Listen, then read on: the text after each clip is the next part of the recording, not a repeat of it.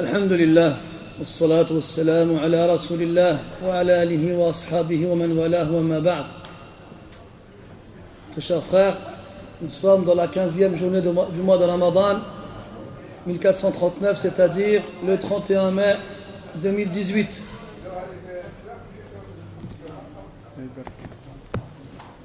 Nous nous réunissons comme chaque jour afin de lire et d'étudier ensemble le poème de l'imam Ibn al-Qayyim rahimahullah ta'ala dans la description du paradis. Et nous reprenons là où nous nous sommes arrêtés hier. C'était quoi le dernier chapitre hier? Sur les fruits, les arbres. Sur les arbres. Hein?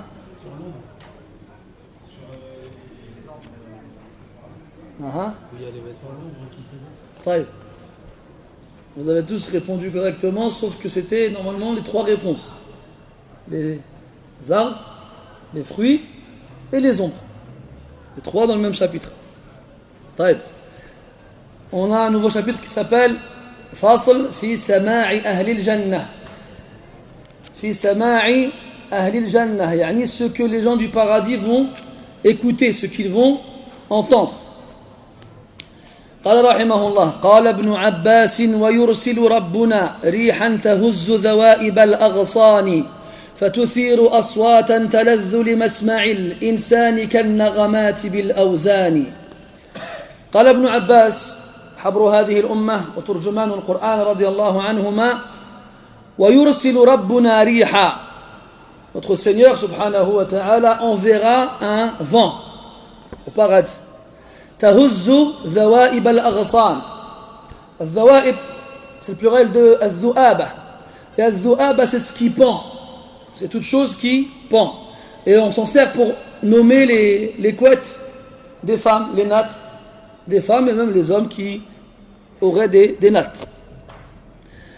Al-Aghsan, jam'u ghusn, c'est la branche. Donc Allah Azza wa Jalla enverra un vent qui soufflera à travers les branches des arbres. Qu'est-ce que ça provoquera? Qala fatuthiru aswatan. Donc les branches qui seront agitées par ce vent-là provoqueront un bruit ou des bruits, aswat, des sons, taladhu li masma'il insani, qui réjouiront les oreilles de l'humain. Les gens au paradis entendront les branches des arbres du paradis bouger et produire une mélodie, une musique avec le vent qui souffle. Kan-naghamati bil awzani. An-naghamat, c'est les mélodies. Comme les mélodies bil awzani qui sont mesurées. C'est comme quand on a une partition de musique avec des notes. Donc c'est mesuré. D'où est-ce que ça vient cela? C'est rapporté par Ibn Abi Hatim rahimahullah ta'ala, comme quoi Ikrimah rahimahullah a interrogé Ibn Abbas radiyallahu anhuma au sujet du verset où Allah ta'ala dit fi dhillin wa dhillin mamdoud, et une ombre allongée, le verset qu'on a vu ensemble hier dans Surat al-Waqi'ah. Il a répondu radiyallahu anhuma shajaratun fil jannati ala saq ظلها قدر ما يسير الراكب في كل نواحيها 100 عام. قال فيخرج إليها أهل الجنة وأهل الغرف وغيرهم فيتحدثون في ظلها. قال فيشتهي بعضهم ويذكر له الدنيا فيرسل الله ريحا من الجنة فتحرك تلك الشجرة بكل لهو كان في الدنيا. Ibn Abbas dit au paradis il y a un arbre qui tient donc sur un tronc. Le tronc, il est fait de quoi? En or et en argent. MashaAllah. أنا أتعجب منكم كيف أكرر على مسامعكم يوما بعد يوم ألا يجوز لأحدكم أن يتكلم من غير أن يرفع يده فتأبون إلا مخالفة أمره. عفى الله عني وعنكم. Je suis trop étonné par vous. Je vous répète sans cesse, jour après jour. Celui qui veut parler, lève la main. Comme quand on était à l'école, vous vous souvenez à l'école? La maîtresse, elle disait, qui connaît la réponse à l'exercice? Et tout le monde levait sa main. Maîtresse, maîtresse, maîtresse. Et on voulait qu'elle nous interroge le premier. Et on ne prenait pas la parole sans qu'on nous donne la permission au préalable. Non, c'est trop tard, ça y est, je te fais la tête. Donc, quand je vous adresse une question, j'aimerais que vous preniez cette habitude. Même si ça fait longtemps que je vous le répète, c'est pas grave. Je patienterai. Jusqu'au jour où, Inch'Allah, ça finira par rentrer. Donc, on a vu hier que le tronc de l'arbre au paradis se divise en deux parties. As-saq, je vais répondre. Wal-jid'. Donc, il y a la partie inférieure et la partie supérieure. La partie inférieure, Abu Bakr, elle est faite avec quoi? En or, ahsant. Et la partie supérieure, elle est faite avec quoi? En émeraude, ahsant. Je vais faire comme ça maintenant. Maintenant, c'est moi, je vais vous désigner. Pas la peine de lever la main, pas la peine de vous exciter. C'est moi qui décide. Pas de démocratie ici. Donc, il dit, un arbre au paradis, sur son tronc qui est fait d'or, dont l'ombre est d'une mesure pour laquelle il faut au cavalier 100 ans pour en sortir. Ça, on l'a vu aussi hier. Puis il dit, les gens du paradis et les gens de l'Ghuraf, tout le monde au paradis sortiront de leur demeure pour aller s'asseoir sous l'ombre de ces arbres-là. Et ils discuteront entre eux. Alors, certains d'entre eux commenceront à souhaiter des choses qu'ils ont connues ici-bas. Et certains d'entre eux parleront des musiques qu'il y avait ici-bas. Alors Allah Azza wa Jalla enverra un vent du paradis qui fera bouger cet arbre-là, donc ses branches, avec toutes les mélodies qu'il y avait ici-bas. Puis il dit rahimahullah, Ya ladhat al-asma'i la tata'awwadi biladhadati al-awtari wal-'idani. Ya ladhat al-asma'. Quel plaisir pour l'oreille lorsqu'on entendra ces mélodies-là au paradis. La tata'awwadi. Ne va pas remplacer ce plaisir au paradis biladhadati al-awtari wal-'idani. Par le plaisir des instruments de musique. Al-'idan, c'est la guitare. Wal-awtar, c'est un autre type d'instrument de musique. Ne va pas remplacer le plaisir que tu auras au paradis à entendre ces mélodies paradisiaques par les mélodies mondaines faites par les instruments de musique. أَوَمَا سَمِعْتَ سَمَاعَهُمْ فِيهَا غِنَاءُ الْحُورِ بِالْأَصْوَاتِ وَالْأَلْحَانِ. N'as-tu pas entendu parler de ce qu'ils entendront là-bas? Fiha, qu'est-ce qu'il y aura? Ghina'ul huri bil aswati wal alhani. Le hur, les houris, les femmes du paradis, chanteront avec des voix merveilleuses et des mélodies extraordinaires. Wahan li dhayyaka as-sama'i fa innahu muli'at bihi al-udhunan bil ihsani. Wahan, en arabe, c'est une onomatopée qu'on dit quand on est réjoui, content, étonné. Aujourd'hui, ce serait l'équivalent de waouh, le waouh du. Ce serait à peu près ça. Wahan. Li dhayyak as-sama'. Dhayyak, c'est le tasghir de dhak. Dhaka wa hada. C'est en arabe ce qu'on appelle ismul ishara. C'est un pronom démonstratif. Celui-ci, celui-là, voici, voilà. Tout dépend du contexte de la phrase. Waouh pour cette écoute, ce qu'on entendra. Car les oreilles seront remplies par l'ihsan. La bienfaisance, la perfection, lorsqu'ils entendront ces chants-là. Pour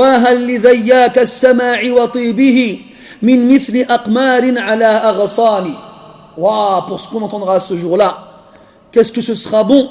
C'est comparable à des lunes postées sur des branches, pour la mélodie qui sera faite sur par les branches des arbres et couverte par les voix des hur al-ain.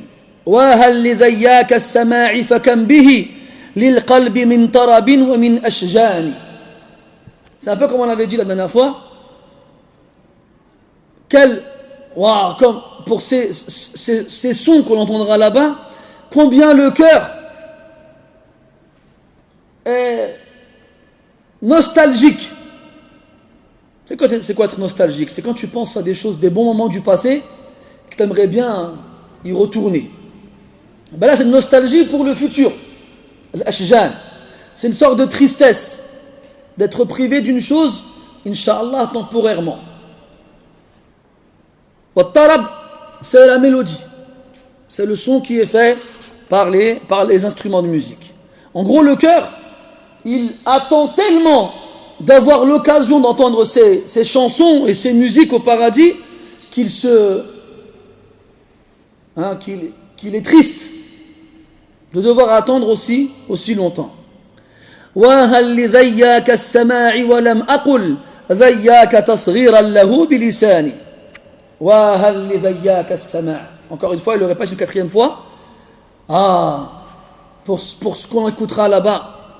Et je n'ai pas dit dhayak, je n'ai pas utilisé le diminutif de dhaka, dhayak, pour diminuer sa valeur. Alors là, on a obligé de faire une parenthèse. Vous savez, le tasghir en arabe, ce n'est pas le diminutif comme on dirait en français. Par exemple, aujourd'hui, quelqu'un qui s'appelle Abdullah, Abdurrahman, Abdurraouf, Abdelkarim ou autre, les gens l'appellent Abdel. Quelqu'un qui s'appelle Jonathan, ils vont l'appeler John. C'est des diminutifs qui consistent à prendre une partie du nom et supprimer le reste. Et ça en arabe, ça s'appelle at-tarkhim. At-tarkhim. Comme quand le prophète a dit sallallahu alayhi wa sallam à Aïcha, Ya Aïch. Il n'a pas dit Ya Aïcha, Ya Aïch. Tu vois, là, supprimer la fin du nom. Et en français, quand tu veux traduire tasghir, tu dis diminutif. Mais ce n'est pas un diminutif. At-tasghir, c'est une forme qu'on va utiliser pour changer le nom. Pour changer le nom, pour lui donner une nuance supplémentaire. Exemple, Rajul, un homme. Rujayl, ou Rujayl, un petit homme. Kitabun, un livre. Kutayib, un petit livre. Donc cette forme-là, on va transformer le nom à la base pour lui donner une nuance de petit. Et cette nuance-là, ce tasghir, on pourra s'en servir pour désigner quelque chose de petit. Première utilisation. Kutayib, un petit livre. Par affection envers un enfant notamment, ou quelqu'un qu'on aime, comme Akhi et Ukhay. Ukhay, mon petit frère. Bani ou Ibni, mon fils. Wa Bunay, fiston. Le prophète a dit à Anas radiyallahu anhu, ya Unais. Il a pris son prénom Anas, il a appliqué sur lui le tasghir, ça a donné Unais. Par affection envers lui, pour lui montrer qu'il a de l'amour pour lui. Mais on peut se servir du tasghir par diminution, pour diminuer la personne, pour le dénigrer, pour montrer qu'il n'a pas d'importance chez nous. On va rester avec Anas radiyallahu anhu lorsque le Hajjaj ibn Yusuf l'a convoqué dans son palais. Quand Anas il est rentré, il était âgé, et le Hajjaj lui dit Aqbil ya Unais, rentre Unais. Et est-ce que quand le Rasoul il appelle Anas Unais et le Hajjaj il appelle Anas Unais, c'est dans le même but? Non. Le Nabi a dit ça à Anas quand il était un petit garçon, pour lui montrer de l'affection, comme on dirait fiston. Anas, Unais. Al-Hajjaj, qui était un gouverneur injuste, il voulait mépriser Anas. Alors il lui a dit Unais, en gros chez moi t'es un petit. C'est dans ce sens-là. Et là Anas lui répond Iyaya ya'ni al-amir, c'est à moi que s'adresse le gouverneur. قال فمن فك الله سمعك. Qui d'autre qu'Allah t'ouvre les oreilles. En gros, t'es sourd en plus. Et il lui a fait des menaces et des reproches pour une histoire qui est longue à raconter. Alors Anas, en sortant de chez Al-Hajjaj, il a écrit une lettre à Abd al-Malik ibn Marwan. Abd al-Malik ibn Marwan, c'était le calife de l'époque. Il lui a dit, si on apportait aujourd'hui aux chrétiens le chausson d'un des apôtres de Isa, ils l'embrasseraient et le chériraient et le mettraient dans un coffre dont les clés seraient d'or. Moi, j'ai servi le prophète pendant 10 ans. Et voilà ce qu'un de tes gouverneurs m'a dit. Et il lui a écrit ce qu'il lui a dit. Et là, Abd al-Malik, quand il reçoit la lettre, il la lit comme ça. Il avait quand même du hub pour le prophète et pour les compagnons, radiyallahu anhum. Il les aimait. Et il n'a pas accepté qu'un des gouverneurs dans ces contrées s'adresse ainsi à un de ses compagnons. Alors il a pris la lettre de Anas, il l'a retournée et il a écrit à Al-Hajjaj, on t'a trouvé toi et ton père en train de creuser des fossés dans le désert pour trouver de l'eau. Et maintenant qu'on t'a donné une place, tu méprises les compagnons du prophète. Par Allah, il sera plus facile pour moi de te renvoyer dans tes fosses que de te garder comme gouverneur. Et là, Al-Hajjaj, quand il reçoit la lettre, il sue, et pas parce qu'il fait chaud, parce qu'il sait que les menaces du gouverneur, c'est pas des menaces en l'air. Alors il appelle Anas et il lui dit, mais non, c'est pas comme ça qu'il fallait le comprendre. En vrai, je rigolais, en vrai, je voulais Il commençait à lui caresser le poil, à le caresser dans le sens du poil. Al-Shahid, At-Tasrir, pour que tu comprennes bien, At-Tasrir. Dans quel contexte on l'utilise? Quelqu'un que tu aimes, quelqu'un à qui tu veux montrer de l'affection, il s'appelle Walid, tu vas l'appeler Wulaid. Rabi', je vais l'appeler Rubai', wa hakada. Et lui, comme il te connaît, il saura dans quel but tu utilises ce changement de nom. Si par contre, c'est pas quelqu'un que tu portes dans ton cœur et il le sait, et il s'appelle Fouad, Hacha. Et tu lui dis Fouaïd, et Fouaïd, là il va se dire il se moque de moi. Donc ici, Ibn al-Qayyim dit, j'ai pas dit Dayak, j'ai pas fait le tasrir de Dak. Dak c'est ceci, cela, d'accord? Pour diminuer la valeur de ces choses-là au paradis, là. C'est pour montrer à quel point j'ai de l'amour envers ces choses-là. قال رحمه الله ما ظن سامعة بصوت أطيب الأصوات من حور الجنان حسان. Qu'est-ce qu'on doit penser alors? Qu'est-ce que doit penser celui qui entend cette voix qui est la plus belle des voix provenant des plus belles des hur du paradis, des plus belles des femmes du paradis? Qu'est-ce qu'elles chanteront? نحن النواعم والخوالد خيرات كاملات الحسن والإحسان لسنا نموت ولا نخاف وما لنا سخط ولا ضغن من الأضغان طوبى لمن كن له وكذاك طوبى للذي هو حظنا الحقان. يرحمك الله. Nous sommes celles qui sont réjouites. Réjouites? Non. Si? Réjouies? Réjouites? D'accord. Al-Khawalid, les immortels. Khayyiratun, les meilleurs.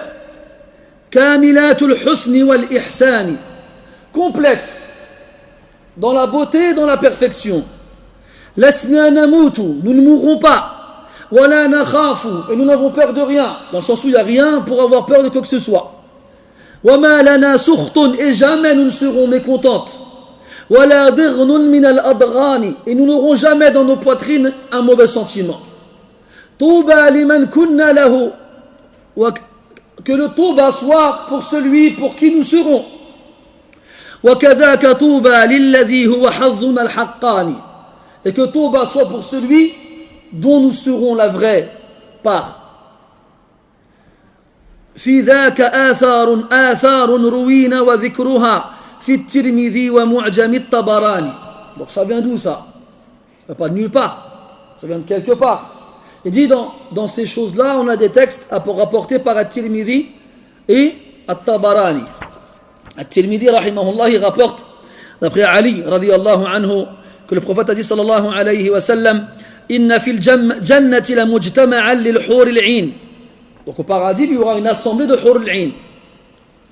Yarfa'na bi aswatin lam yasma'i al-khala'iq mithlaha. Elles lèveront leur voix avec des voix d'une façon que jamais aucune créature n'a jamais entendue.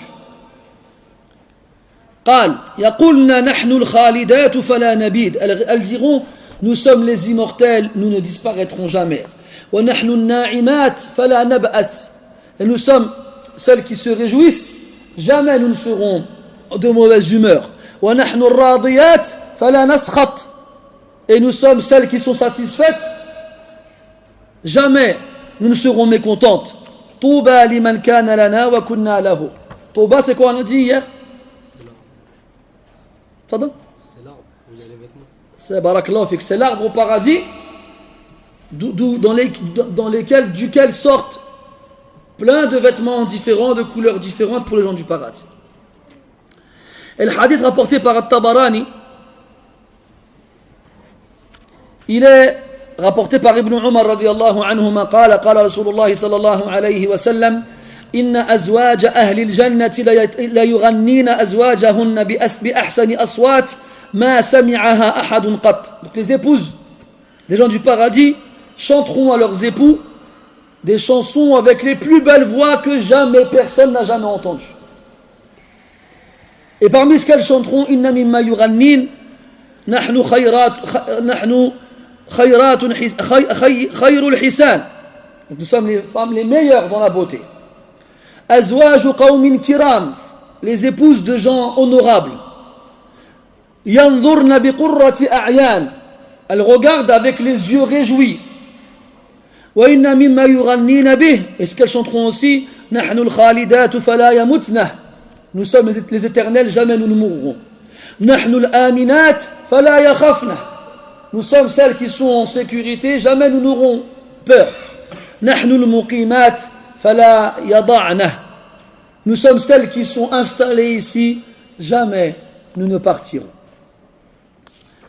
قال رحمه الله ورواه يحيى شيخ الأوزاعي تفسيرا للفظة يحبرون أغاني.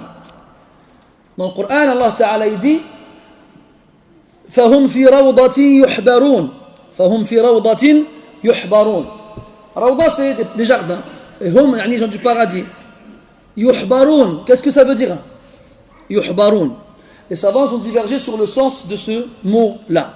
Parmi les savants qui ont expliqué ce mot, on a Yahya ibn Abi Kathir, rahimahullah ta'ala, qui est le cheikh de l'Awza'i, imam Ahl al-Sham fi zamanihi, min al-tabi'in.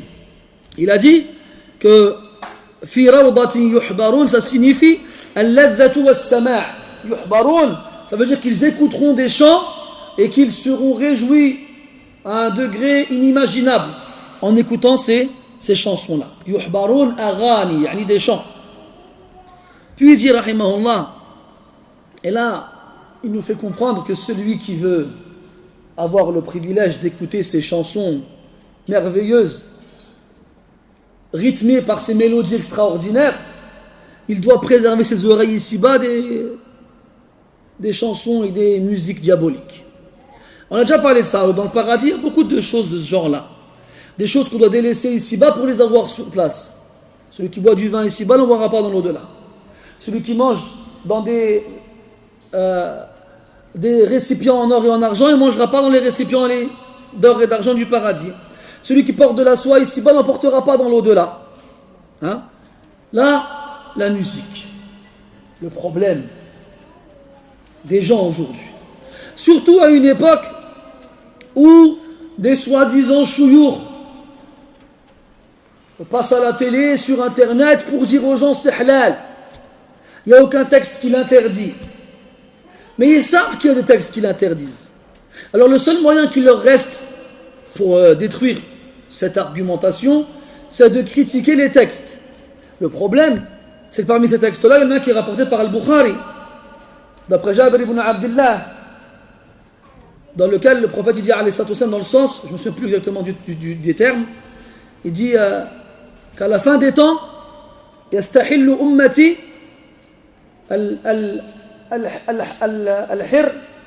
al-hira wal-harir wal-ma'azif. À la fin des temps, ma communauté yarhamukallah, rendront licites différentes choses. Parmi ces choses-là, az-zina, la soie et les instruments de musique. Voilà deux choses. Premièrement, s'ils le rendent licite, c'est qu'à la base, il ne l'est pas. Deuxièmement, personne n'a divergé sur l'interdiction de la fornication et de la soie pour les hommes. Donc, si la musique, les instruments de musique sont cités avec, c'est qu'ils sont liés par le même jugement. Et ce hadith, il est rapporté par l'imam al-Bukhari, rahimahullah ta'ala. Alors, les mushakkikoun, al-Ruwaybidah, ils viennent, ils sont devenus des muhaddithin. Ils te disent que dans le Bukhari, ce n'est pas tous les hadiths qui sont sahih. Masha'Allah. Pour s'attaquer al Bukhari, il faut vraiment avoir les épaules.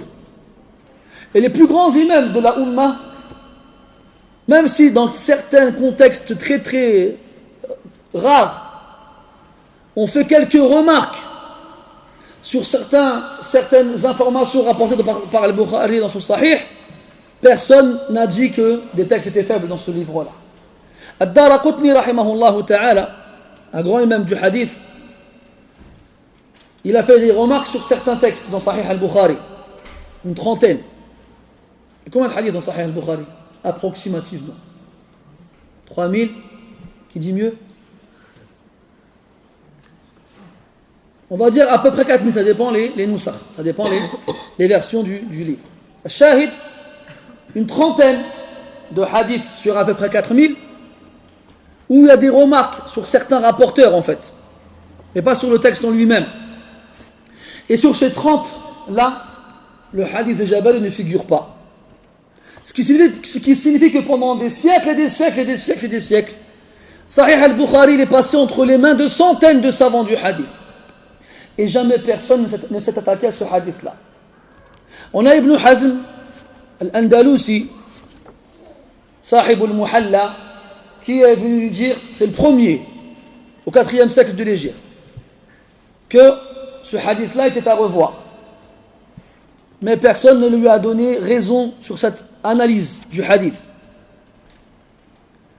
Ibn Hajar, l'imam Ahmad ibn Hajar al-Asqalani, rahimahullah ta'ala, Sahib Fath al-Bari, celui qui a écrit Fath al-Bari, l'explication de Sahih al-Bukhari, et qui est du madhab de l'imam Shafi'i, rahmatullahi alayhim, qui a décortiqué al-Bukhari de la façon la plus méticuleuse et la plus précise. N'a rien trouvé à dire sur ces hadiths-là. Donc comment est-ce que des gens aujourd'hui qui ne connaissent rien de la science du hadith, et je pèse mes mots, se permettent de vouloir détruire des hadiths authentiques pour autoriser des choses qui ne le sont pas? Et ça, c'est Ahlul Bid'a, ils sont comme ça, Ahlul Ahwa. Les gens de l'innovation et de la passion, ils sont comme ça. Ils veulent que les choses soient autorisées ou interdites. Mais les textes ne vont pas dans leur sens. Alors, s'ils peuvent les affaiblir, ils les affaiblissent. S'ils ne peuvent pas les affaiblir, alors ils les interprètent. Comme Allah dit dans le Coran. فَمَا الَّذِينَ فِي قُلُوبِهِمْ زَيْغٌ فَيَتَّبِعُونَ مَا تَشَابَهَ مِنْهُ ابْتِغَاءَ الْفِتْنَةِ وَابْتِغَاءَ تَأْوِيلِهِ. Ceux qui dans le cœur ont de la déviance, ils recherchent les textes qui sont en apparence ambigus pour leur donner une interprétation et pour en faire une fitna. Et après les gens aujourd'hui, tu leur dis la musique c'est haram, alors déjà tu passes pour un fou, pour un extrémiste, et en plus ils te disent ouais mais Cheikh Fouane il a autorisé. On dit qu'il n'y a pas de dalil qui l'interdise. Et là tu comprends dans quel problème nous nous trouvons. على كل حال, écoute bien ce qu'il dit Ibn al-Qayyim rahimahullah ta'ala. نزه سماعك إن أردت سماع ذياك الغنى عن هذه الألحان. نزه ça veut dire purifie. Épargne tes oreilles. Si tu veux écouter ces chansons au paradis, de ces chansons-là, de quelles chansons il parle? Les chansons d'ici-bas. Les chansons, bien entendu, accompagnées de musique. En gros, si tu veux pouvoir écouter de ces musiques et de ces chansons au paradis, épargne et purifie tes oreilles ici-bas des chants et de la musique. لا تؤثر الأدنى على الأعلى فتحرم ذا وذا يا ذلة الحرمان. Ne sacrifie pas le supérieur pour l'inférieur. Tu seras privé des deux et tu connaîtras l'humiliation de la privation. L'inférieur, sans aucun doute, c'est la musique d'ici-bas. Le supérieur, sans aucun doute, c'est la musique de l'au-delà. Si tu sacrifies celle de l'au-delà pour celle d'ici-bas, tu ne seras pas seulement privé de celle de l'au-delà, mais tu seras aussi privé de celle d'ici-bas. Pourquoi? Parce que ce bas monde, il ne va pas rester éternel, et toi, tu ne vas pas rester éternel dans ce bas monde. Tu vas le quitter. Et même si tu meurs en écoutant ta musique préférée, en mourant, tu ne l'écouteras plus jamais. Alors tu seras privé de la musique ici-bas, et tu seras privé de la musique dans l'au-delà. Et tu auras sacrifié le supérieur pour l'inférieur. Et tu auras tout perdu à la fin. إن اختيارك للسماع النازل الأدنى على الأعلى من النقصان. Le fait de choisir écouter l'inférieur au supérieur montre le manque. من النقصان. Montre le manque de quoi? Le manque de aql. Le manque de raison. Parce que les gens qui ont la raison, al-uqala, ne vont pas sacrifier ce qui n'a pas de valeur pour ce qui a de la valeur. Et si quelqu'un le fait, alors il a prouvé qu'il a un manque en termes d'intelligence. Wallah, inna sama'ahum fil qalbi wal iman, mithlu summi fil abdani. Par Allah, écoutez la musique et la chanson ici-bas, dans le cœur et dans la foi, a le même impact et effet que le poison dans le corps. Lorsque, mathalan, un scorpion il te pique, ou un serpent il te mord, son venin, lorsqu'il est injecté dans tes veines, il se répand très rapidement dans tout ton corps. Et lorsque le venin s'est répandu dans tout l'organisme, il est quasiment impossible de l'enlever. À moins qu'on t'aspire tout le sang, mais tu vas mourir avec. La comparaison, c'est ça qu'elle veut montrer ici.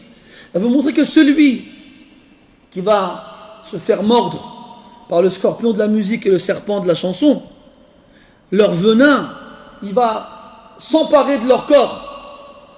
Et ce sera très difficile pour eux de s'en débarrasser. Et c'est une réalité.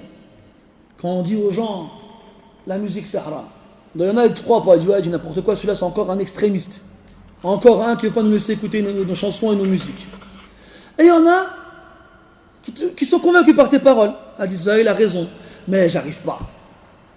J'aime trop écouter du Cheb Foulen, ou du DJ Foulen, ou du Intel. Hein? J'arrive pas. Vous savez pourquoi ils n'y arrivent pas? Parce que le venin, il s'est emparé de l'organisme. Il est dans tout le corps. Et pour réussir à extraire, puis exclure ce venin-là, il va en falloir du nettoyage. Il dit, rahimahullah, Wallahi man fakka alladhi huwa da'buhu abadan min al-ishraki bir-Rahmani. Ça fait peur, ça. Il dit, Wallah, il jure Ibn al-Qayyim. Ibn al-Qayyim, c'est pas un savant comme les autres. C'est un savantissime érudit, rahimahullah ta'ala. Et d'ailleurs, il a écrit un livre qui s'appelle Irathatul Lahfan, qui n'existe pas en français, à ma connaissance. Vous ne savez pas ce que vous ratez. Beaucoup de savants disent qu'il fait partie des meilleurs livres qu'Ibn al-Qayyim a écrit, rahimahullah ta'ala. Irathatul Lahfan, si on traduit juste le titre, ça veut dire au secours de celui qui est dans la détresse. Al-Lahfan, c'est comme quelqu'un qui est en train de se noyer. Comment il appelle au secours? Tu vois comment on appelle le secours? Il est dans la détresse, c'est ça l'ahfal en arabe. Il va s'égosiller en appelant au secours. Il n'arrivera même plus à respirer tellement il criera. Wal iratha, c'est le secours qu'on apporte à celui qui n'espère plus qu'on vienne à son secours. C'est pour ça qu'on a appelé la pluie qui tombe après la sécheresse Ghaith, al-Ghaith. Wa huwa alladhi yunazzilu al-Ghaitha min ba'di ma qanatu. Et c'est lui qui fait descendre la pluie providentielle après qu'il n'ait désespéré. Et dans ce livre-là, Ibn al-Qayyim, rahimahullah, il traite beaucoup de sujets qui touchent beaucoup de personnes. Al-Ayn, wal-Mas, wal-Waswas, des musibas qui touchent tout le monde aujourd'hui. Et il parle aussi de la musique et des chants. Et il te ramène les paroles des Sahaba et des Salaf en général et des Fuqaha et de ce que l'imam Abu Hanifa ou bien Malik ou bien Shafi'i ou Ahmed disait ou jugeait celui qui fait de la musique ou qui en écoute. Il dit Wallah, il jure. Donc Ibn al-Qayyim il sait de quoi il parle et il sait pourquoi il jure. Man fak, in fakka, ça veut dire se séparer, se dissocier. En arabe, comment on appelle le tournevis? On ne dit pas tournevis. Comme si je disais au bled, attendez tournevis. Là, ça c'est le taille-crayon. On dit al-mifak. Al-mifak. Fakka yafukku. Fakka, ça veut dire démonter, séparer, dissocier. Et le tournevis, il sert à séparer deux parties d'un seul tout. Ou à l'assembler. Mifakka. D'accord? Ici, man fakka. Ma c'est nafi, c'est la négation. Par Allah, alladhi huwa da'buhu, celui qui a l'habitude. Attention, al-da'b, c'est plus que l'ada. L'ada, c'est l'habitude. Wad-da'b, c'est la manie. C'est quelque chose qu'on fait tout le temps. Parce qu'une habitude, c'est quelque chose qu'on peut faire partiellement ou temporairement, à des intervalles plus ou moins réguliers. Mais pas tout le temps. Al-da'b, c'est quelque chose qu'on fait tout le temps. Le prophète sallallahu alayhi wa sallam, alaykum bi qiyam al-layl, fa innahu da'bu as-salihin min qablikum. Faites la prière la nuit, car c'est ce que les gens, les vertueux auparavant faisaient tout le temps. Allah dit dans le Coran, kada'bi ali fir'aun walladhina min qablihim. Comme la manie de Pharaon et de ceux qui l'ont suivi et ceux qui l'ont précédé. Donc quoi? Le fait de mécroire au signe d'Allah et de renier ses prophètes et messagers. Il dit Man fakka alladhi huwa da'buhu. Celui qui a fait de la musique et de la chanson sa manie, Man fakka abadan, ne se séparera jamais de quoi?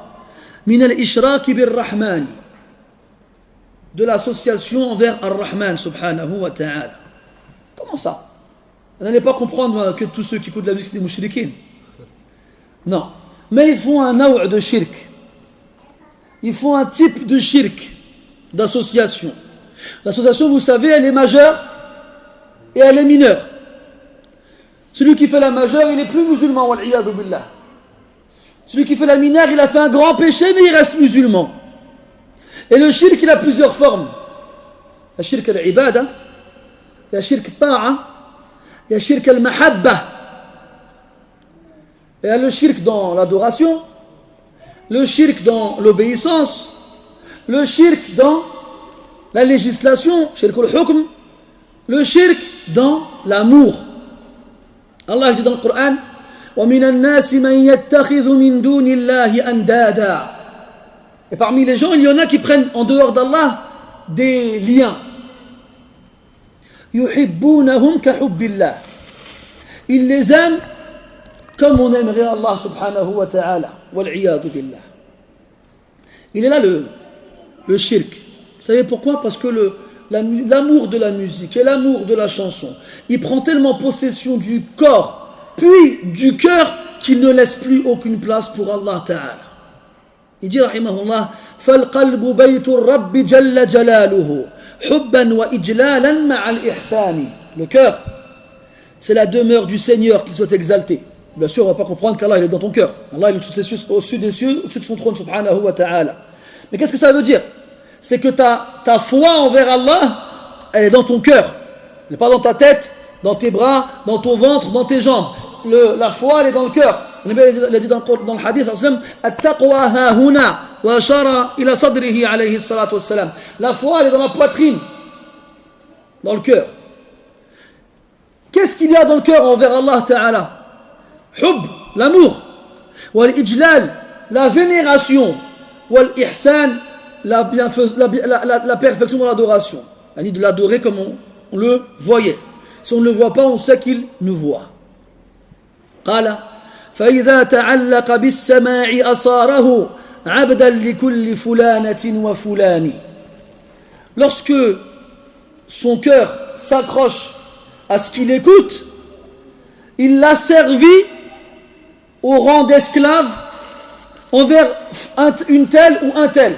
C'est qui une telle ou un tel ici? C'est les chanteurs. Les chanteurs et les chanteuses. Je pense on a déjà vu ici, dans les concerts, le comportement des fans, des groupies. Vous savez que le mot fan en français, c'est le diminutif du mot fanatique. Mais comme c'est le genre de mots qui font peur, on te coupe les deux dernières syllabes pour te rassurer. Non, t'inquiète pas, c'est pas la même chose. Mais c'est pareil. Combien de chanteurs ils sont morts et les gens se suicidaient avec eux? Vous vous rappelez des Beatles? Un groupe de rock anglais des années 60-70. Vous savez que Beatles en anglais ça veut dire coccinelle. Ils ont bien choisi leur nom, c'est des insectes qui ne méritent que d'être écrasés. Et voilà, ils vont dire, oh là, il est dangereux lui. C'est une image, hein, restez calme. Hein. Écrasez personne, restez tranquille chez vous. Laissez les gens tranquilles. Quand ils sont morts, je ne sais plus comment il s'appelle le principal, si je m'en rappelle, mais je ne vais pas vous le dire, le principal chanteur du groupe, il y a eu des suicides. Il y a des gens qui se sont suicidés, qui n'ont pas supporté la mort de leurs idoles. Regarde le vocabulaire qui est utilisé encore. Alors, celui qui aime le chanteur, on l'appelle fan, et le chanteur, on l'appelle comment? Idole. Est-ce que vous vous rappelez, c'est quoi une idole à la base? C'est une statue qui est adorée. C'est ça une idole. Dans la base du mot en français. Regarde, subhanallah, les mots qu'ils ont choisis pour eux-mêmes. Hein. Ce pas des musulmans, ils ne connaissent rien au shirk ni au tawhid. Mais regarde les mots qu'ils ont choisis pour désigner ceux qui aiment les chanteurs et pour désigner les chanteurs. Hein, le chanteur français, il chantait quoi? Les gens m'appellent l'idole des jeunes. Rassurez-moi, vous voyez même pas de quoi je parle. Je me sens vieux tout d'un coup là. Un chanteur français, très grand chanteur français des années 70. Il est mort dans sa baignoire avec son sèche-cheveux. La'anahullah. Hein? Il chantait quoi? Les gens m'appellent l'idole des jeunes. Ils sont vantés de ces choses-là. Et fi'lan, quand tu vois l'amour que les gens ont pour ces chanteurs ou chanteuses, c'est de la ibada, c'est de l'adoration. Il s'habille comme lui. Il achète tous ses disques.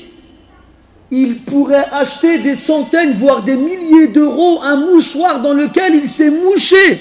Sa khoulouna, sa morve. Non mais, moi j'avais vu une fois, il y a longtemps ça, une vingtaine d'années à peu près, une émission à la télé, qui avait invité des sosies. Hein, des gens qui ressemblent comme deux gouttes d'eau à leur star préférée. Il y en a, c'est du maquillage. Donc quand il rentre chez lui, il prend une douche, ça y est, il reprend son apparence classique. Il y en a, c'est de la chirurgie esthétique qui passe sur le corps. Comment on appelle ça? Quand tu vas à l'hôpital, tu passes sur le billard, c'est ça. Et tu te fais modifier physiquement pour ressembler à ton idole. Et là, il y a quelqu'un qui arrive et qui ressemble à une chanteuse des années 50-60. Mais vraiment, la ressemblance, elle est frappante. Elle s'assoit, elle parle, c'est la même voix. Imaginez. Ils ont même opérer ses cordes vocales pour que cette personne-là ait à peu près le même timbre de voix. Alors là, tu t'attends, tu penses que c'est une femme. Eh ben non, c'est un homme. C'est un homme qui a fait une opération pour changer de partie génitale pour devenir une femme, qui a fait un régime spécial pour avoir le même poids, qui a fait une coiffure identique à celle de son Dieu, qui a changé son visage. Et à la fin, j'étais subjugué, j'étais ébahi par ce que je voyais. La présentatrice, elle lui dit mais pourquoi vous vous êtes donné tout ce temps de mal? Qu'est-ce qu'il répond? Il ou elle, je ne sais même pas comment on les désigne ces gens-là. Qu'est-ce qu'il répond? Parce que je l'aime. On est là-dessus. L'amour. Après, bien sûr, Anas Darajat. Les gens ne sont pas tous à ce degré-là. Il y en a qui vont faire la même coupe de cheveux, la même moustache ou la même barbe, les mêmes vêtements, avoir tous leurs CD chez eux, avoir tapisser les murs de leurs posters, avoir même des petites statues chez eux. C'est quoi cet amour? C'est pas du shirk, c'est quoi? Puis il y a les amateurs, les modérés. On va dire qui aiment la musique, qui aiment les chanteurs, mais qui ne vont pas jusqu'à ce stade-là. Mais malgré tout, l'amour qu'ils auront pour ces chanteurs-là, même s'il est inférieur de loin à ceux des fans, il prend de la place dans le cœur. Et Allah Ta'ala, il est jaloux. Comme le prophète de Hadith sallallahu alayhi wa sallam. Inna Allah yaghar. Et il ne veut pas partager la place qu'il occupe dans le cœur du croyant avec quoi que ce soit d'autre. Le prophète sallallahu alayhi wa sallam, il rapporte cette parole d'Allah Azza wa Jal: Ana aghna shuraka'i 'ani shirk. Je suis l'associé qui a le moins besoin d'association. Parce qu'Allah Ta'ala, les gens lui associent d'autres choses. Et Allah n'a pas besoin d'associer. Subhanahu wa ta'ala. Il dit quoi? Man ashraka ma'i. Non. Man amila amalan ashraka fihi ma'i ghayri taraktuhu wa shirkah. Quiconque accomplit une action dans laquelle il m'associa autre que moi, je lui laisse l'action à son associé. مثلا quelqu'un lit le Coran. Il est là, tranquille, machallah, il lit le Coran pour Allah. Tout va bien. Puis quelqu'un il rentre au moment où lui il lit le Coran. Il le voit arriver comme ça, dit je vais lire un peu à la Soudaïs, comme ça, il va kiffer. Alors il se met à imiter son qari préféré. Et là, l'action n'est plus pour Allah subhanahu wa ta'ala seulement. Elle est pour Allah à la base, puis pour l'autre. Alors Allah, il lui laisse l'action. Il n'en veut plus. Il dit justement par rapport à ça après: حب الكتاب وحب ألحان الغنى في قلب عبد ليس يجتمعان. L'amour du livre, du Coran, et l'amour des chants et de la musique dans le cœur d'un serviteur ne se réunissent pas. C'est comme le feu et l'eau. C'est comme les étoiles et le ciel. C'est comme les poissons et l'air. Ils ne se réunissent jamais. Eh bien, l'amour de la musique et l'amour du Coran ne se réunissent pas dans un seul cœur. Prends un exemple. Les gens qui écoutent la musique tous les jours. Du coup, moi, c'est pas grave, vas-y. Ça arrive souvent, des fois, quand tu es dans les bouchons, le matin, dans ta voiture, tu regardes à gauche, tu regardes à droite.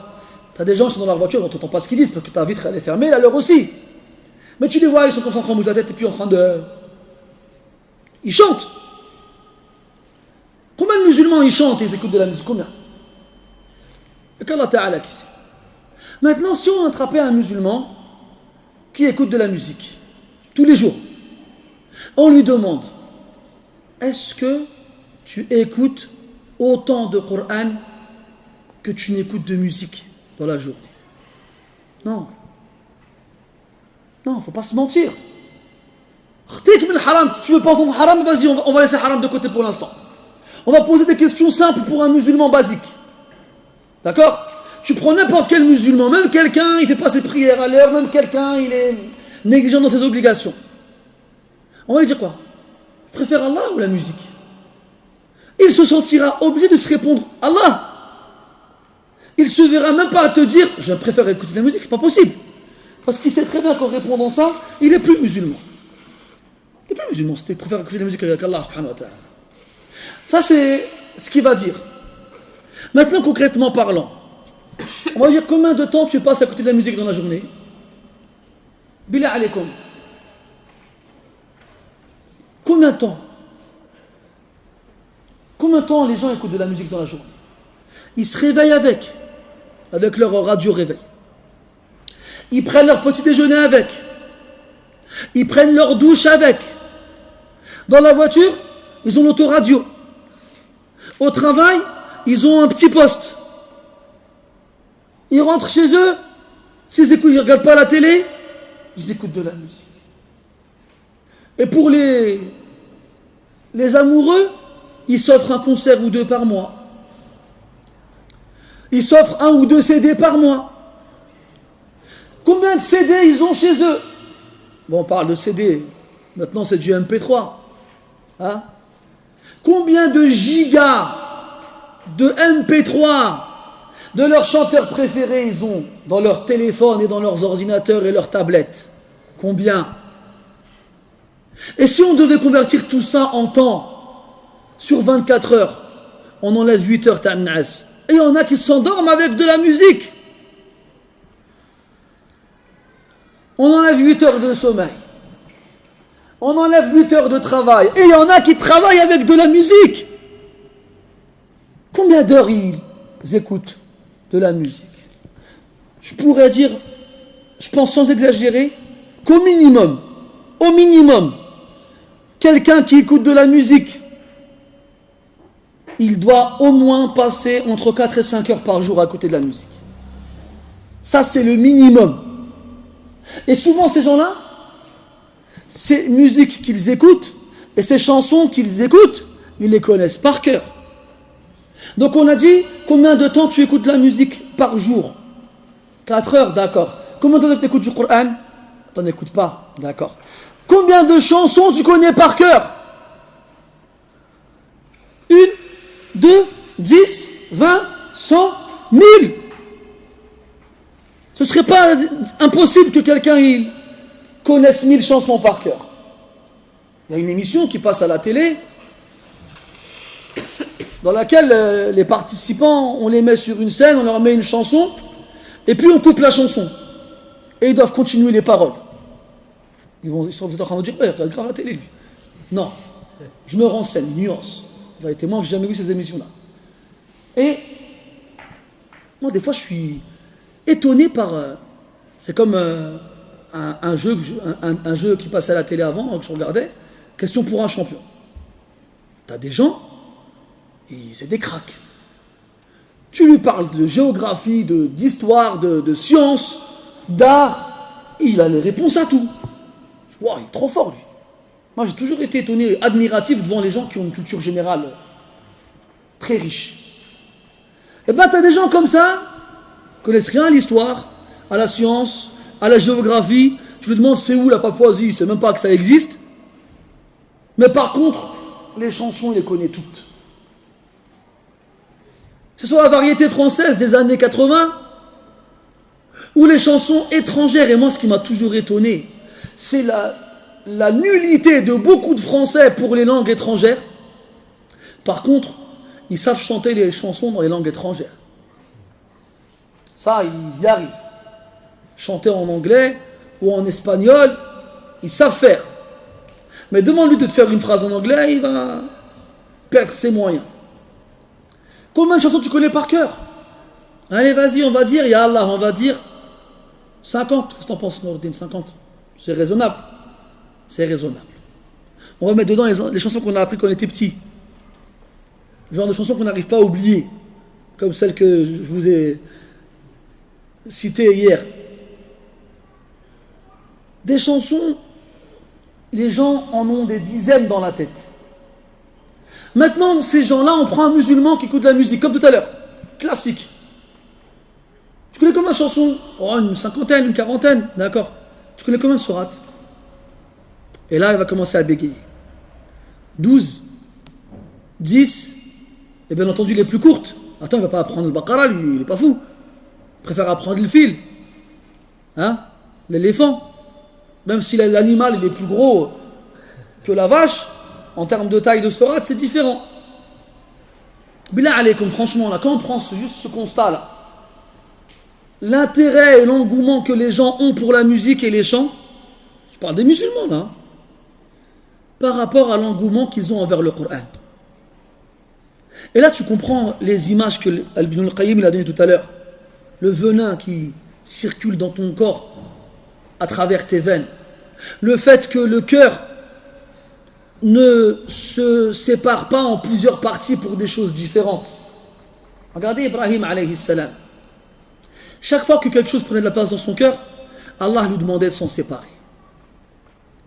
Quand Ibrahim alayhi salam, il s'est marié avec Sarah, ils sont arrivés en Égypte. Et en Égypte, il y avait Namrud, le roi de l'époque. Il n'y a pas une femme qu'il trouvait belle sans qu'il ne l'enlève et qu'il ne tue son mari. Alors Ibrahim, il a dit à Sarah, si on te demande je suis qui pour toi, réponds-leur je suis ton frère. Parce que par Allah aujourd'hui, à part toi et moi, il n'y a personne qui croit sur terre. Frères et sœurs dans la foi. Alors quand ils sont arrivés là-bas, c'est qui pour lui toi? C'est mon frère. Ah, allez tu viens avec nous, te dégage. Et ils ont enlevé Sarah. Puis après Allah il a rendu Sarah à Ibrahim alayhi salam. Puis, vous savez que Sarah ne pouvait pas avoir d'enfant. Alors Sarah a offert à Ibrahim, son époux, son esclave qui s'appelle comment? Hajar. Pour avoir un enfant. Quand elle a eu un enfant, c'est qui l'enfant?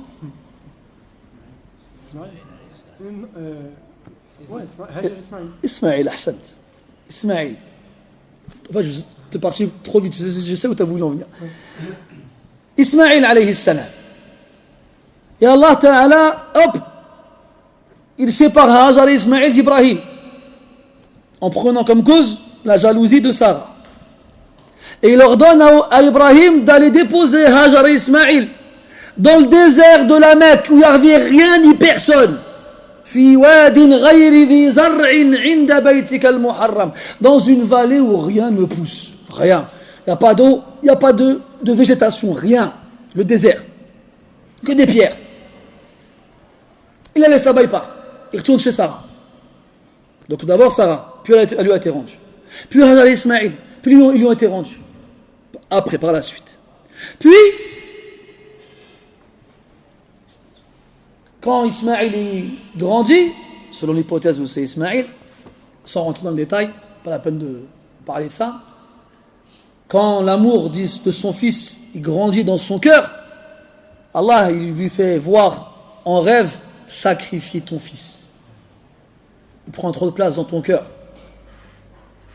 Alors Ibrahim, il sait que la vision des prophètes en rêve, c'est une révélation. Il appelle son fils, qu'est-ce que tu en penses? Voilà ce que j'ai vu. Son fils il lui répond, Ya abati fa'al ma tu'mar. Fais ce qui t'a été ordonné. Alors, il va s'exécuter et va l'exécuter.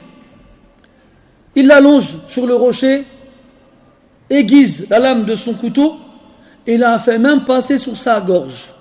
Mais Allah, il a dit, le couteau ne coupe pas.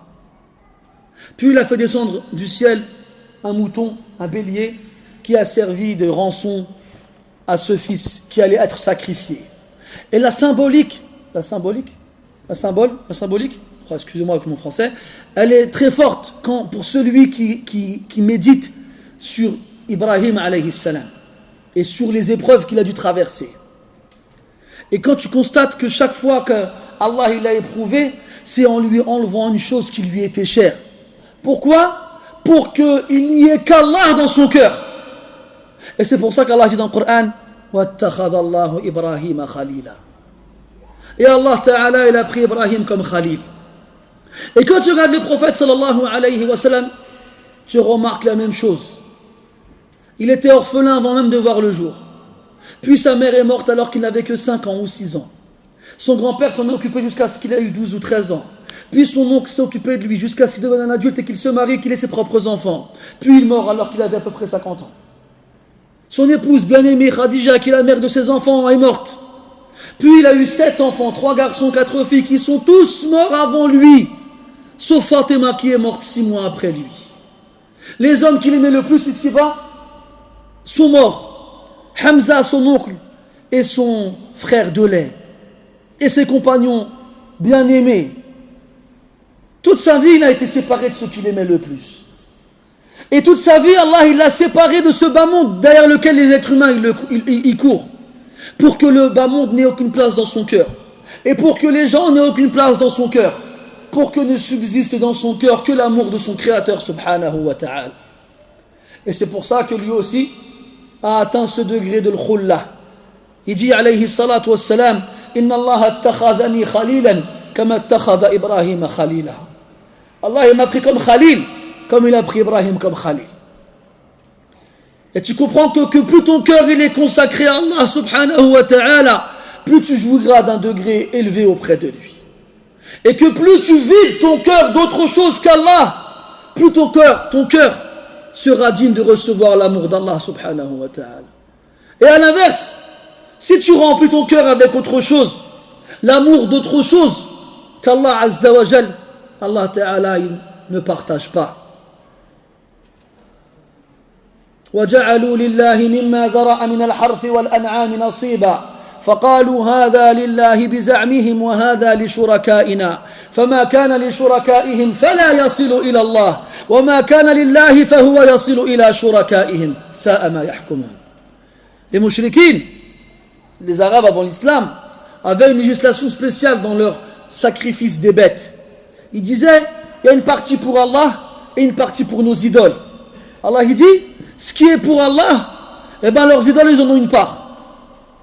Et ce qui est pour leurs idoles, Allah il n'en a aucune part. Sa'a ma yahkumun.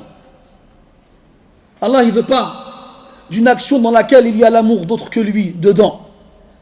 Allah il ne veut pas d'un cœur dans lequel il y a l'amour d'autre que lui dedans. La chanson, mes frères, n'est-ce pas une parole? Et le Coran, mes frères, n'est-ce pas la parole d'Allah subhanahu wa ta'ala? Celui qui préfère la parole d'une créature sur la parole du Créateur n'a pas fait du shirk. Il a fait du shirk. Après, bien sûr, on ne va pas toi dire les gens qui écoutent c'est des mouchriquines. Ce n'est pas à cette conclusion qu'on veut arriver. Nous, on veut faire juste un constat sur l'état du cœur des gens qui sont drogués et endoctrinés par la musique et les chants. Après leur jugement, il ne t'incombe pas. Écoutez ce qu'il dit, rahimahullah. ثقل الكتاب عليهم لما رأوا تقييده بشرائع الإيمان. Et c'est une réalité. Le Coran, il est devenu lourd pour eux. Ils n'arrivent pas à l'écouter.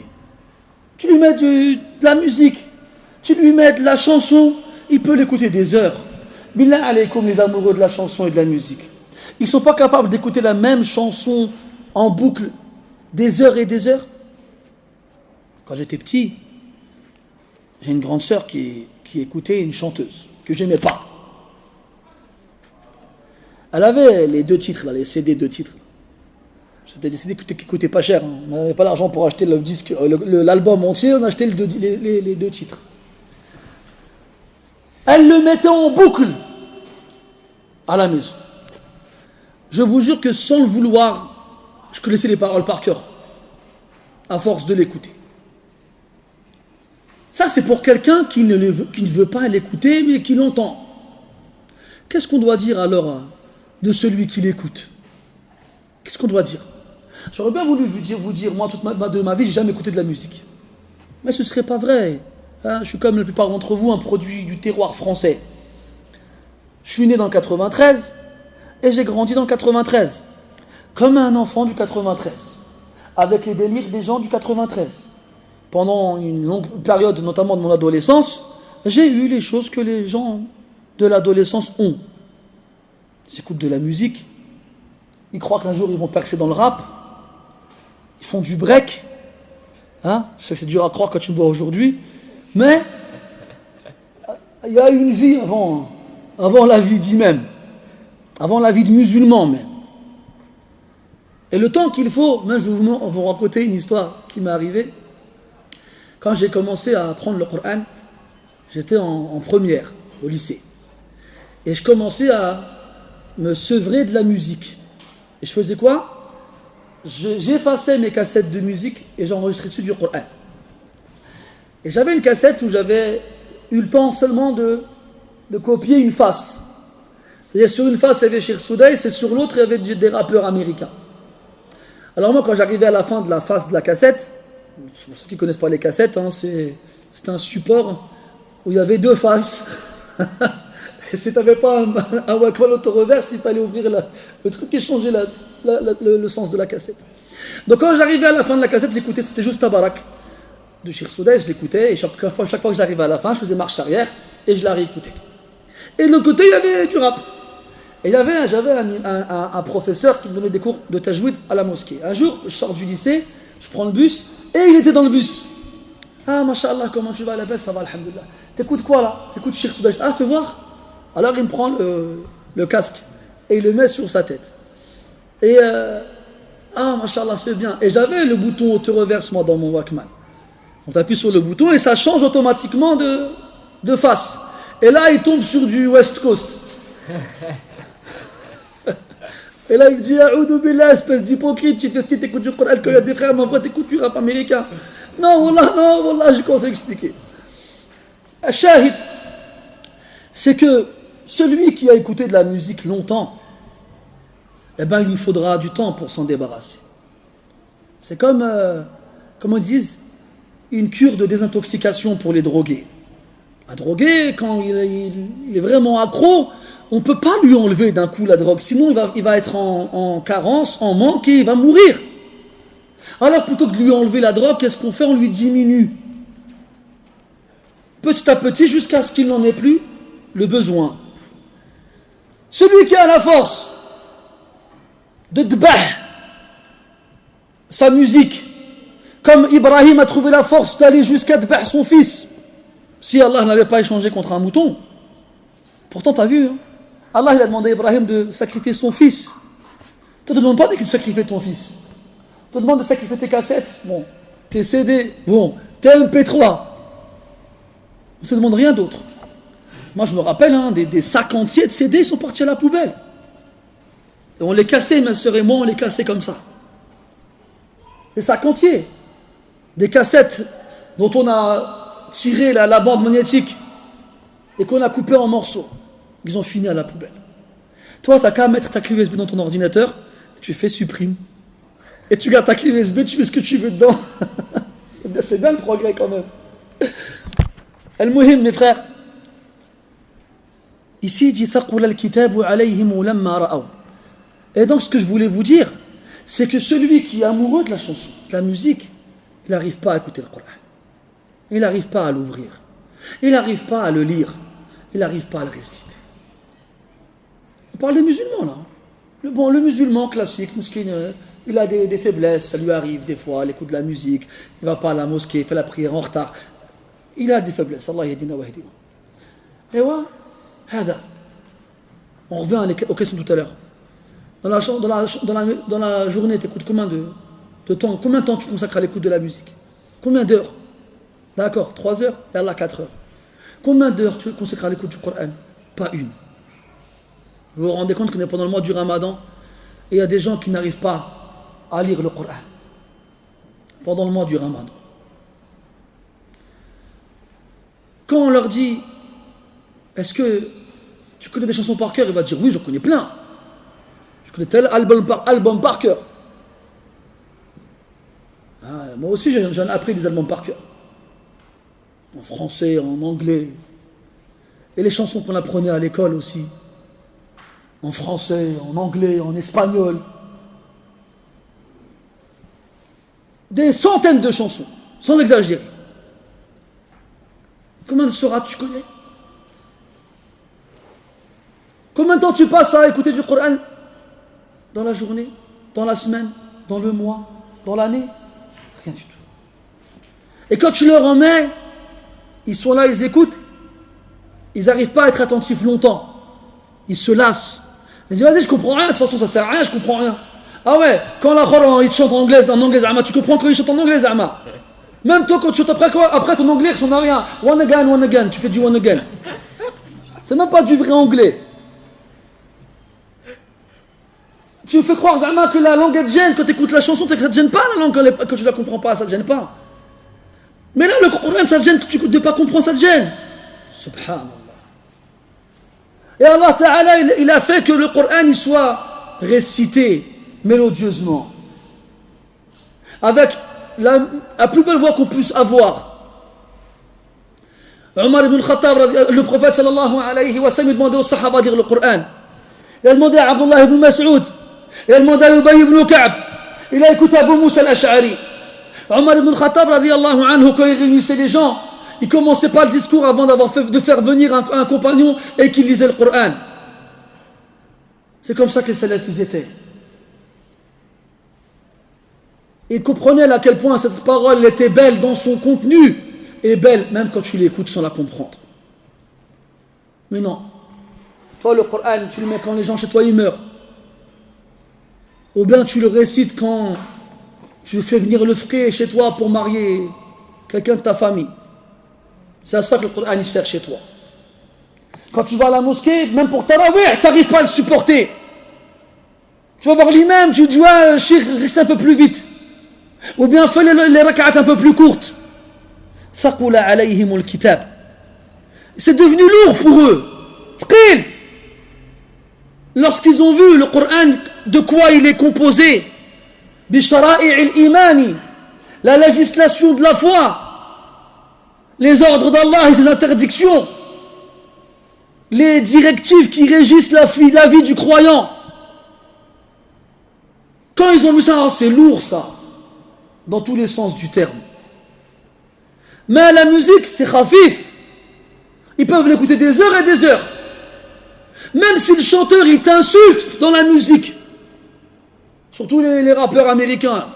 Pour celui qui comprend un peu l'anglais, il va voir qu'ils ne sont pas en train de te dire des choses gentilles. Hein, celui qui rappe là. Le qui rappe.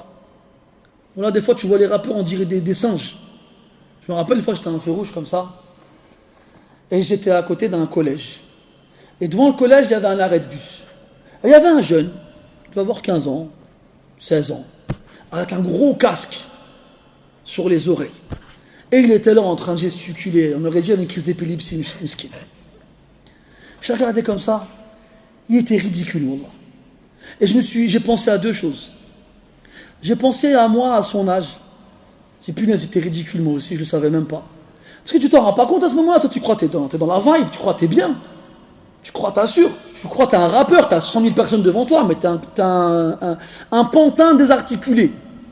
C'est les marionnettes que tu fais bouger avec comment ça s'appelle, des fils, des ficelles. Ben toi, t'es un pantin auquel on a coupé des ficelles. Et on l'a jeté comme ça. Et la deuxième chose, il m'a fait pitié. Wallah. Il faut être faqid l'aql pour faire une chose comme ça. Il ne faut pas avoir de raison pour se donner un spectacle comme ça. Il est là avec ses doigts comme ça. Pourquoi?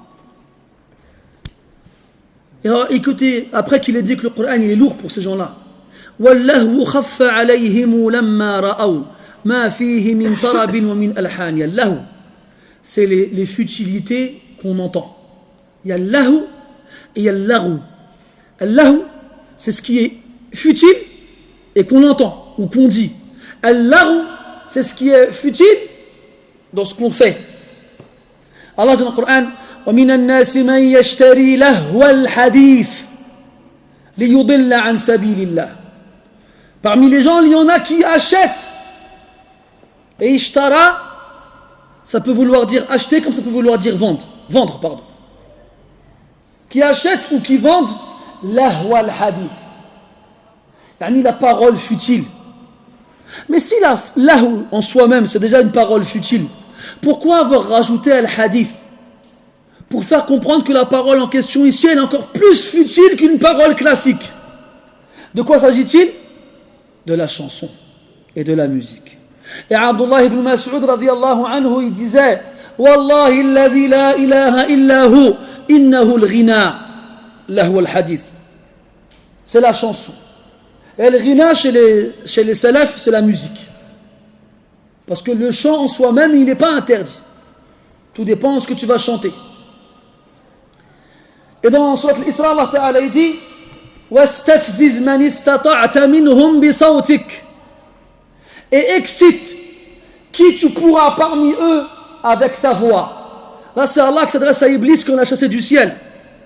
Ibn Abbas, radiyallahu anhu, il dit: Sawtu shaytan al-ghina. La voix de shaytan, c'est la chanson, la musique. Et à titre indicatif, Ibn Mas'ud, radiyallahu anhu, le prophète il a dit de lui, sallallahu alayhi wa sallam: Raditu li ummati ma radiya laha ibn ummi abd. J'accepte et j'agrée pour ma communauté ce qu'Ibn Ummi Abd a accepté et agréé pour eux. C'est qui Ibn Ummi Abd? C'est Abdullah ibn Mas'ud. Et il a dit de Abdullah ibn Abbas: Allahumma faqihhu fi ad-din wa 'allimhu at-ta'wil. Il a demandé à Allah de lui apprendre l'interprétation du Coran. Donc parmi les meilleurs sahaba qui ont interprété le Coran, Ibn Mas'ud et Ibn Abbas, ils te disent que la musique elle est haram. Et avant Ibn Hazm, qui n'est pas parmi les salafs, personne n'a jamais autorisé la musique chez les salafs. Personne. Et on nous ramène Foulan et Allan qui ont des chaînes YouTube, qui disent halal et c'est bon, ça suffit. Alors Ibn Mas'ud et Ibn Abbas, on les met au même rang que ces énergumènes-là. Allahu khaffa alayhim. Allahu, c'est léger. C'est pas lourd. Tu l'écoutes.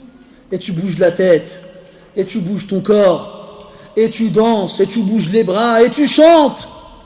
Des heures durant sans te lasser, c'est khfif, c'est léger. C'est léger, pardon. Quand ils ont vu ce qu'il y avait comme mélodie et comme musique dans ces chansons-là. قوت النفوس وإنما القرآن قوت القلب أنا يستوي القوتان. La chanson, la musique, c'est la nourriture du corps. Et le Coran, c'est la nourriture du cœur. Comment est-ce que les deux nourritures pourraient-elles être égales? ولذا تراه حظ ذي النقصان كالجهال والصبيان والنسوان. Tout à l'heure on a dit que celui qui s'accroche à la musique, c'est qu'il a un manque d'intelligence. Et il dit que tu constates que ceux qui s'y accrochent le plus, parmi ceux qui sont diminués en intelligence, sont ceux qui sont diminués dans leur raison. Al-Juhal, les ignorants, ce qui s'oppose aux savants. Was-Sibyan, les enfants. Les enfants, leur aql, il n'est pas fini. T'as remarqué, dès que tu mets de la musique, ils se mettent à bouger, ils se mettent à danser avec. Wan-Niswani, et les femmes. Là, dans les mariages, chez nous, au bled, Cheikh Ahmed, il a rigolé. Ceux qui dansent en général, ce sont les femmes. Et les hommes qui dansent, généralement, on a tendance à dire qu'ils sont efféminés. Surtout ceux qui dansent comme les femmes. Et dans le hadith, le prophète sallallahu alayhi wa sallam, en parlant des femmes, que sont naqisatu aqlin wa din, ou naqisatu dinin wa aql, qu'elles sont réduites dans leur pratique religieuse, dans le din, parce qu'elles ont leurs règles, donc elles ne prient pas, elles ne jeûnent pas. Donc elles font moins que les hommes dans la pratique religieuse, ou fil aql. Mais attention, on ne va pas comprendre que les femmes qui sont réduites en raison sont moins intelligentes. On fait la part des choses entre la raison et l'intelligence. Et la raison, elle est composée de plusieurs parties. Et parmi les parties qui composent la raison, les émotions et les sentiments. Et tout le monde est d'accord pour dire que les femmes sont plus émotives et sensibles que les hommes. Et quand on parle de femmes et d'hommes, c'est une généralité, c'est pas de façon absolue. Il existe certains hommes qui sont plus sensibles et émotifs que certaines femmes, comme il existe certaines femmes qui sont plus intelligentes que certains hommes. C'est possible, ça existe. Là, on parle de façon générale. Et c'est dû à l'émotivité et la sensibilité accrue de la femme par rapport à l'homme qu'elles sont touchées dans leur raison. Quand Allah il parle de ça dans le Coran, il dit أن تضل إحداهما فتذكر إحداهما الأخرى. En parlant du témoignage, comme quoi le témoignage de deux femmes équivaut au témoignage d'un homme. Puis il justifie cela par l'oubli, mais il n'emploie pas le mot oublier. Il emploie le verbe dalla. Et le verbe dalla ne signifie s'égarer ou se tromper ou des fois être renversé par ses sentiments. Exemple, dans Surat Yusuf, quand Allah Ta'ala il parle du père de Yusuf, Yaqub, lorsqu'il sent l'odeur de son fils après qu'on lui envoie son qamis. Il dit Inni la ajidu riha Yusuf, laula an tufannidoun. Qu'est-ce qu'ils lui répondent, ses fils? Qalu tallah innaka lafi dalalika al-qadim. Est-ce qu'ils font référence ici à l'égarement? Il n'est pas égaré, c'est un prophète. Les prophètes, ils ne sont pas égarés. Est-ce qu'ils font référence à l'oubli? Il n'a pas oublié. Au contraire, il se rappelle même de l'odeur de son fils. Mais eux, pour eux, il est tellement touché par l'absence de son fils qu'il se met à sentir son odeur alors qu'il n'est même pas là. Et au début de l'histoire, quand les fils de Yusuf étaient jaloux de leur frère, qu'est-ce qu'ils ont dit? قالوا لا يوسف وأخوه أحب إلى أبينا منا ونحن عصبة إن أبانا لفي ضلال مبين. Comment ça Youssouf et son frère ils sont préférés à notre père que nous, à nous, alors qu'on a un groupe d'hommes forts. Notre père il est certes fi dalal mubin. Quoi, il est égaré? Là, il a oublié non plus. C'est son amour qui lui a faussé ses repères. Dans leur raison à eux, il serait plus logique d'aimer des hommes forts et robustes qui sont utiles pour leur père, qui est vieux, que d'aimer des petits garçons qui ne lui servent à rien encore. Mais lui, il préférait Youssouf et Benyamin alors qu'ils étaient des petits garçons. Donc pour les autres frères, je dis, mais il n'a rien compris, notre père. Son amour l'a aveuglé. Donc c'est à cause de quoi? Des sentiments, des émotions. Et les femmes, elles sont plus sensibles et émotives que les hommes. La mère de Hitler, elle l'aimait. Pour elle, c'était un bon fils. La mère de Gengis Khan, elle l'aimait. Pour elle, c'était un bon fils. Hein? La mère de Attila, le roi des Huns. Tu t'en souviens d'Attila ou pas? Non, fouette, tu t'en souviens. C'est du programme de 5e en histoire, au collège. C'était un barbare. Et pourtant, sa mère, elle l'aimait. On a un proverbe au Maroc, je pense dans tout le Maghreb, il dit Kul khunfusa fi inmo ghzal. Le khunfous, ça c'est le cafard. Il dit tous les cafards, dans les yeux de leur mère, c'est des beaux gosses. C'est des beaux enfants. La mère, elle aime son enfant à un point inimaginable, qui lui fait oublier que son enfant, il est méchant et mauvais.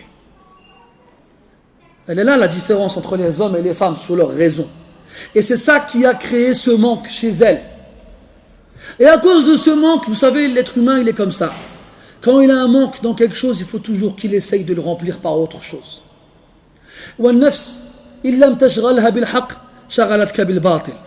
Et ton âme, si tu ne l'occupes pas avec le bien, elle t'occupera avec le mal. Et bien sûr, ce ne sont pas toutes les femmes qui sont attirées par la musique et la chanson. Il y en a qui s'en fichent. Il y en a qui préfèrent écouter du Coran, walhamdulillah. Et donc tu comprendras que les gens, les ignorants, ça englobe les hommes et les femmes. Et les enfants. Et ça englobe les garçons et les filles. Et les femmes. En gros, si on devait faire des statistiques, eh ben, ce serait plus les femmes que les hommes.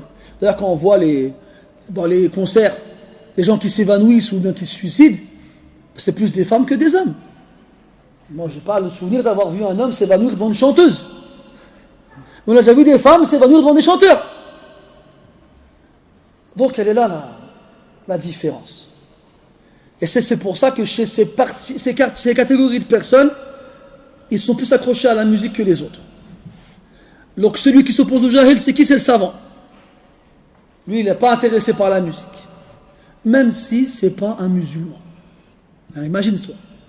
Va voir les scientifiques, les philosophes, ils te diront c'est une perte de temps d'écouter de la musique. Les philosophes dont on parlait la dernière fois, les Greco-Romains, là, pour eux c'était une aberration d'écouter de la musique. C'est se servir de son cerveau dans des choses qui vont le rendre mauvais. C'est comme la cigarette, si tu veux. Tout le monde est d'accord pour dire que la cigarette elle est mauvaise pour le corps. Et celui qui fume, il est conscient qu'il est en train de faire du mal à son corps. Mais il ne peut pas s'en empêcher. Et tu as vu, les gens normaux ne supportent pas l'odeur de la cigarette. Ça asphyxie, ça gêne. Tu te bloques le nez et la bouche pour ne pas le respirer. Et tu te dis quoi? Mais comment ils font pour fumer, ces gens-là? Il y a des non-musulmans, pour eux, c'est inconcevable de fumer. Ou boire du vin, de l'alcool, c'est pareil. Les gens intelligents chez les non-musulmans, ils ne boivent pas d'alcool. Ils ne se droguent pas. Ils n'écoutent pas de musique. Et ils ne fument pas. Ils font attention à ce qu'ils mangent. Ils font attention à ce qu'ils lisent. Ils font attention à ce qu'ils regardent. Là, je ne sais plus comment il s'appelle là. Steve Jobs, le fondateur de Apple. Vous avez sûrement lu l'article où il disait qu'il interdit à ses enfants d'avoir des tablettes. Pas d'iPad pour ses enfants. Il devait lire des livres et ils se réunissaient une fois par semaine et tout le monde devait faire un compte rendu du livre qu'il avait lu. C'est le gars qui a créé les tablettes et il interdit l'usage à ses propres enfants. Hein? Comme on dit. Combien de gens je montre à la télé, des acteurs ou bien des gens qui passent à la télé très souvent, ils disent quoi? Il n'y a pas de télé chez moi. Ils sont conscients du mal de ces choses-là. Ils le donnent aux autres, mais ils en préservent leurs personnes et leurs enfants. Ça, c'est même pas des musulmans. Le musulman ne devrait pas être encore plus averti que eux et faire attention à ces sources de nuisance en priorité. Aujourd'hui, tu dois expliquer aux gens des longs discours pour leur dire qu'il ne faut pas qu'ils écoutent de musique et encore, ils ne sont pas convaincus. Il sort de la mosquée où lui-même il a fait un discours sur l'interdiction de la musique, il prend sa voiture, il la démarre et hop, il met son CD. Ah, il met sa clé USB. Ça y est, la khutba mshaat, il a déjà oublié. Il est déjà en train de rentrer chez lui, en train de bouger avec la musique de sa voiture. Et quand il rentre chez lui, sa femme lui dit alors c'était quoi la khutba? C'était sur la musique, n'importe quoi. C'est haram. Maintenant, de toute façon, tout est haram. De toute façon, tout est haram. De toute façon. On n'a le droit de rien faire. De toute façon, on va se mettre dans une boîte, on va attendre de mourir. Qu'est-ce que tu racontes? Al-Muhim. Il dit أَلَذُّهُمْ فِيهِ أَقَلُّهُمْ مِنَ الْعَقْلِ الصَّحِيحِ فَسَلْ أَخَ الْعِرْفَانِ. Ceux qui éprouvent le plus de plaisir dans la musique, parmi les catégories qu'on a dit tout à l'heure, les enfants, les ignorants et les femmes, sont ceux d'entre eux qui ont le moins de raisons saines. Donc c'est proportionnel. Plus ta raison elle est saine, moins ça t'intéressera. Moins ta raison elle est saine, plus tu éprouveras du plaisir. J'ai déjà vu à la télé, vous avez vu dans les orchestres symphoniques, il n'y a même pas de chansons, c'est que des instruments de musique.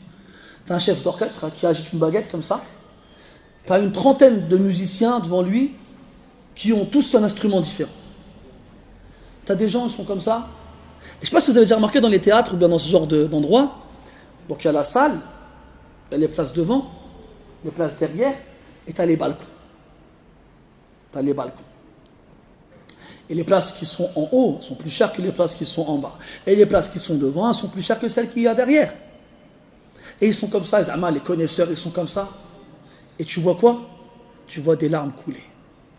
Wallah, qu'on a vu des gens, des hommes et des femmes, pleurer d'émotion en écoutant de la musique ou des chansons. Et quand je leur mets le Coran, c'est pas qu'ils ne pleurent pas, c'est que ça ne leur vient même pas à l'esprit de pleurer. Et pire que ça encore, s'ils ont l'occasion d'entendre quelqu'un pleurer en lisant le Coran, ils disent c'est bizarre celui-là, pourquoi il pleure? Ah, c'est lui qui est bizarre. Sadaqa Rasulullah. Ja'a al-islamu ghariban wa sayaudu ghariban fatuba lil ghuraba. Celui qui pleure, c'est lui qui est bizarre. Mais s'il pleure en écoutant un chanteur avec une belle voix, ou une chanteuse avec une belle voix, ou des belles paroles qui prennent le cœur, c'est normal. Ou bien devant un orchestre symphonique qui leur fait du Beethoven ou du Mozart. C'est normal. Parce qu'on va dire, il est fou, celui-là, il pleure à cause de gens qui tapent dans... ou qui soufflent dans les trucs, là. C'est toi qui te dis, il est fou, là, pourquoi il pleure? Il est fou, celui-là. Ben non. C'est lui, il est normal. Ah, ils disent quoi? Il a une oreille. Ah, ça, c'est un connaisseur, lui. Il connaît, lui, il pleure, ça, lui, il connaît, lui. Et toi, t'es là, t'écoutes du Coran, tu pleures, t'es fou. Hachib.